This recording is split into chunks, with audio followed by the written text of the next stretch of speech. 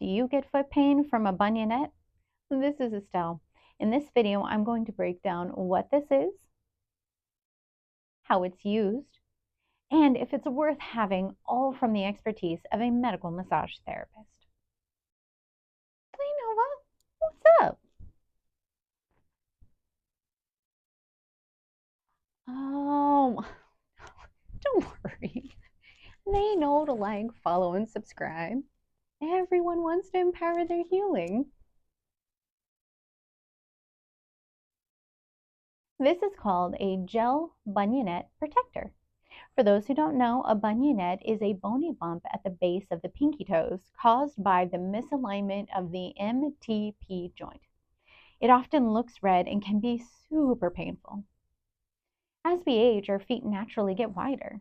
It isn't anything bad, just gravity coupled with standard wear and tear. The problem is our shoes don't get wider with us, especially for women. Heels, they kill your feet. This little gel protector slips over your pinky toe with this flat part, not sure what it's called, laying over the bunionette itself like this.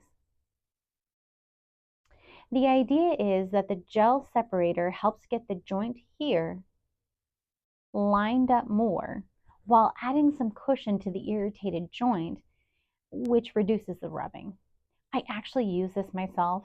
I'm not gonna lie, it was a challenge to figure out how to get my socks on without messing up this little flap. But when I did, it reduced my pain a lot. They are also reusable. Just wash after each use with soap and water. I love this product. It won't cure your bunionette, but it really helps. Heads up, at first they hurt worse. So I suggest wearing them just for an hour, then you start to build up your tolerance from there. Of course, you have a lot of options, so I would love to know what you use and what you think about it. If there's a product that you want me to review next, leave it in the comments below. Thank you so much for watching. Comment below if you have any questions.